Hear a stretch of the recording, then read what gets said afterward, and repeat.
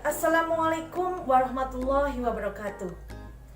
Anak-anak yang soleh dan solehah, selamat datang di video pembelajaran Pendidikan Agama Islam dan Budi Pekerti kelas 5 Sekolah Dasar. Selamat pagi anak-anak, bagaimana kabar kalian di rumah? Semoga anak-anakku di rumah selalu dalam keadaan sehat walafiat dan selalu semangat belajar di rumah. Anak-anakku, sebelum pelajaran dimulai, supaya kita mendapat keberkahan dunia dan akhirat, marilah kita berdoa sebelum belajar.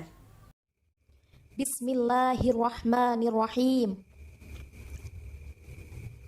Raditu billahi rabba wa bil islami dina wa bi Muhammadin nabiyya wa rasula.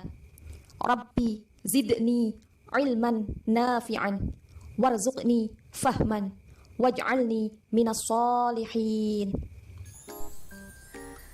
Materi kali ini, Bu Guru akan menerangkan tentang mengenal Rasul-Rasul Allah dengan tujuan pembelajaran agar anak-anak dapat meyakini keberadaan Rasul Allah dan Rasul Ulul Azmi, menunjukkan sikap sabar dan jujur sebagai implementasi dari pemahaman mengenal nama-nama Rasul Allah dan Rasul Ulul Azmi, mengetahui makna dan Rasul Ulul Azmi, mengetahui nama-nama Rasul Allah dan Rasul Ulul Azmi.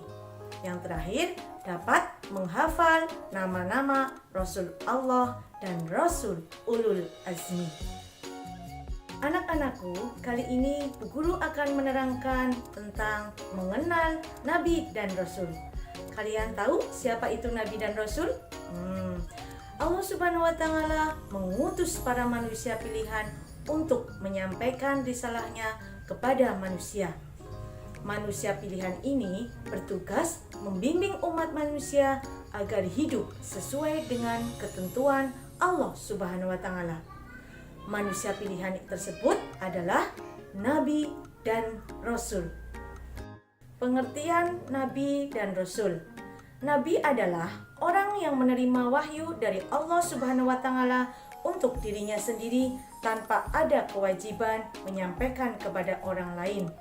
Sedangkan Rasul, orang yang menerima wahyu dari Allah Subhanahu wa Ta'ala selain untuk dirinya sendiri, tetapi juga berkewajiban menyampaikan kepada orang lain atau umat manusia. Allah Subhanahu wa Ta'ala berfirman dalam surat Al-An'am ayat 48. Bismillahirrahmanirrahim. Wa ma nursilul mursalina illa mubashshirina wa mundirin. Yang artinya, dan tidak kami mengutus para rasul melainkan untuk memberi kabar gembira dan peringatan. Anak-anak, kalian sudah mengerti tentang pengertian Nabi dan Rasul. Sekarang, apa perbedaan Nabi dan Rasul? Nabi itu berasal dari kata naba'a, yang artinya berita atau informasi. Sedangkan Rasul berasal dari kata risalah, yang artinya penyampaian. Nabi tidak berkewajiban menyampaikan wahyu kepada umatnya, sedangkan Rasul wajib menyampaikan wahyu kepada umatnya. Nabi melanjutkan syariat yang disampaikan Nabi sebelumnya, sedangkan Rasul membawa syariat baru atau hukum baru. Nabi itu belum tentu Rasul, tapi Rasul itu sudah pasti Nabi. Jumlah Nabi dan Rasul. Tahukah kamu ada berapa jumlah Nabi dan Rasul? Jumlah Nabi yang wajib kita ketahui ada 25 orang. Tetapi yang lebih mengetahui hanyalah Allah Subhanahu wa Ta'ala. Sesuai dalam Al-Quran surat An-Nisa ayat 164. Dan kami telah mengutus rasul-rasul yang telah kami kisahkan mereka kepadamu sebelumnya, dan ada rasul-rasul yang tidak kami kisahkan mereka kepadamu.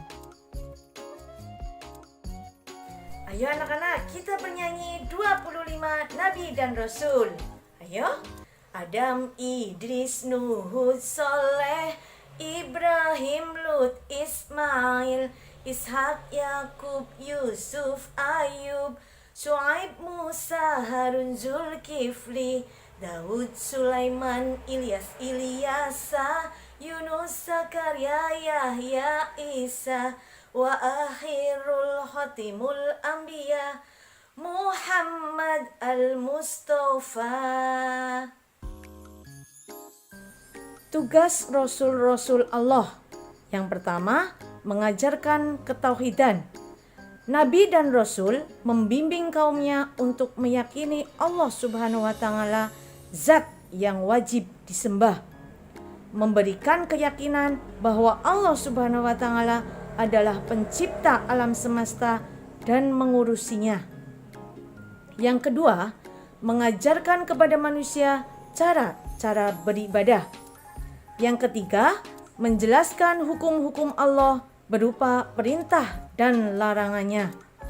Yang keempat, menyampaikan tentang berita gaib sesuai dengan ketentuan Allah Subhanahu wa Ta'ala. Yang kelima, memberikan kabar gembira bagi umat yang taat dan patuh kepada Allah dan memberi kabar duka bagi yang melanggar perintah Allah. Yang keenam, memberikan contoh-contoh perilaku yang baik dalam kehidupan sehari-hari. Nabi dan Rasul mempunyai sifat-sifat wajib. Kalian tahu apa tidak, anak-anak? Mari kita bernyanyi bersama tentang sifat-sifat Rasul. Kalian mendengarkan di rumah ya. Ayo kawan, coba jawab. Sifat Rasul ada berapa? Ada 4 jumlahnya. Marilah kita sebutkan. Sifat sidik artinya benar. Amanah dapat dipercaya. Sifat tabligh menyampaikan. Fatonah cerdas artinya. Materi selanjutnya yaitu Rasul Ulul Azmi. Kalian tahu siapa nama Rasul Ulul Azmi? Ulul Azmi berasal dari 2 kata, yaitu ulul dan al-azmi. Ulu atau uli artinya memiliki. Al-azmi artinya teguh atau tekad yang kuat. Ulul azmi berarti memiliki keteguhan yang kuat. Rasul Ulul Azmi artinya Rasul yang memiliki keteguhan atau tekad yang kuat. Para Rasul Ulul Azmi memiliki keteguhan, tekad, ketabahan, dan kesabaran yang sangat kuat, serta teguh dalam menjalankan tugasnya, yaitu menyampaikan ajaran-ajaran Allah Subhanahu wa Ta'ala. Rasul-Rasul Ulul Azmi ada 5, yaitu yang biasa disingkat dengan Mimim. N yaitu Nabi Nuh, I Ibrahim, M Musa, I Isa.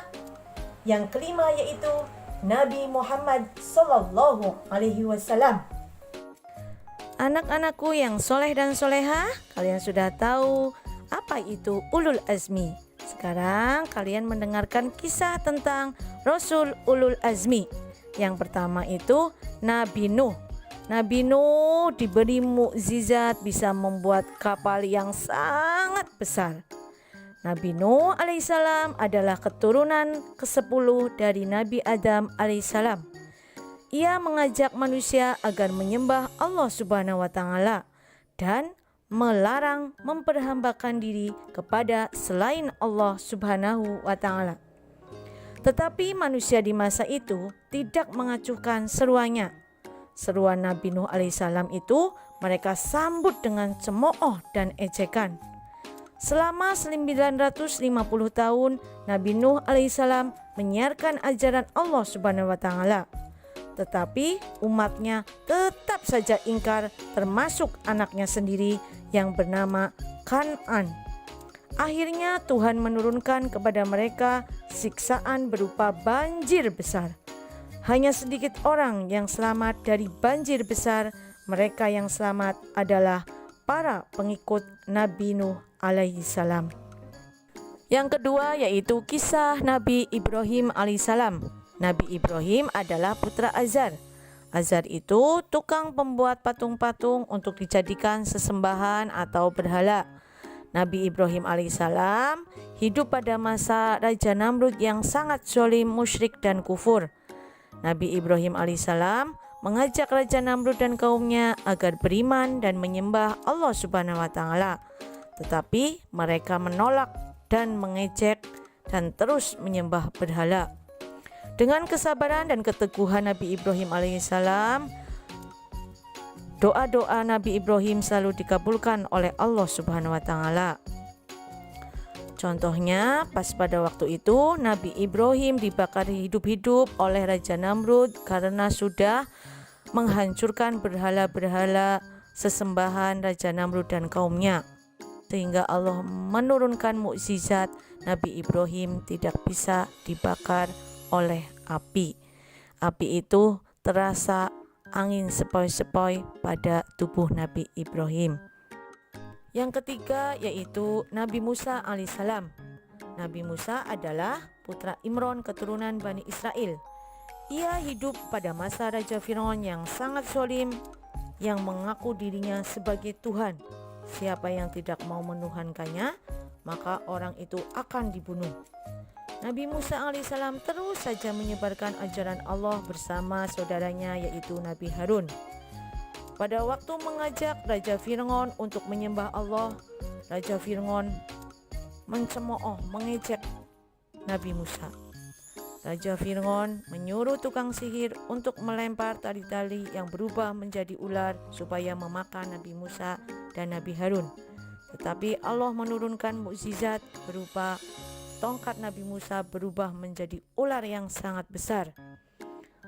Ular besar itu memakan ular-ular kecil milik sihir-sihir Raja Fir'aun. Akhirnya tukang sihir Raja Fir'aun beriman kepada Allah Subhanahu wa taala. Raja Fir'aun marah sehingga ingin terus membunuh Nabi Musa. Terus mengejar Nabi Musa yang akhirnya sampailah di Laut Merah. Nabi Musa membelah Laut Merah dengan tongkat yang dimilikinya. Laut tersebut membelah Nabi Musa, Nabi Harun dan kaumnya bisa melewati laut tersebut. Raja Fir'aun terus mengejarnya dan akhirnya Raja Fir'aun tenggelam di Laut Merah. Yang selanjutnya yaitu Nabi Isa alaihissalam. Nabi Isa adalah putra Maryam. Dengan kekuasaan Allah Subhanahu wa taala, beliau dilahirkan dengan perantaraan ibunya saja. Keajaiban kelahiran ini menjadi ujian kepada manusia percaya atau tidak kepada kekuasaan Allah Subhanahu wa taala. Nabi Isa alaihissalam dalam menjalankan dakwahnya diancam dan direncanakan untuk dibunuh dengan cara disalib. Namun Allah Subhanahu wa taala menyelamatkan Nabi Isa alaihissalam dengan cara diangkatkan ke alam gaib yaitu Mi'raj. Ternyata yang terbunuh adalah orang yang menyerupai Nabi Isa alaihissalam yaitu Yahuza atau Iskarot. Kalian bisa lihat dalam surat An-Nisa ayat 157. Tidaklah mereka membunuh dan menyalib Isa, hanya orang-orang yang diserupakan Allah dengan Isa alaihissalam yang tersalib. Yang kelima yaitu kisah teladan Nabi Muhammad SAW sebagai ulul azmi. Tapi kisah Nabi Muhammad itu nanti diterangkan sendiri nggih pada bab berikutnya. Jadi kalian sudah tahu tentang Nabi Nuh, Nabi Ibrahim, Nabi Musa dan Nabi Isa. Demikian kisah Rasul yang tergolong ulul azmi. Anak-anakku yang soleh dan solehah, demikian materi tentang mengenal Rasul-Rasul Allah. Sebelum kita tutup pelajaran, Bu Guru akan memberi tugas kepada kalian. Kalian mencatatnya di rumah dan dikerjakan. Berikut ini soalnya ya anak-anak. Yang pertama yaitu apa pengertian Rasul, dan Nabi.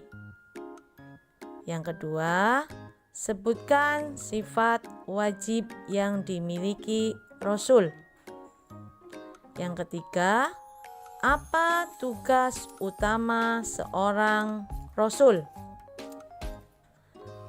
Yang keempat, jelaskan perbedaan antara Nabi dan Rasul. Yang kelima, sebutkan Rasul-Rasul ulul azmi. Demikian soal dari Bu Guru. Selamat mengerjakan, selalu semangat mengerjakan di rumah. Alhamdulillahirrabbilalamin. Pelajaran pendidikan agama Islam kelas 5 tentang mengenal Rasul-Rasul Allah sudah selesai. Anak-anakku di rumah, jangan lupa selalu beribadah kepada Allah, sholat 5 waktu, mendoakan orang tua. Semoga anak-anakku imannya tambah kuat dan menjadi anak yang soleh dan solehah. Demikian dari Bu Guru. Apabila banyak salah, mohon maaf yang sebesar-besarnya. Wabillahi taufik wal hidayah. Wassalamualaikum warahmatullahi wabarakatuh.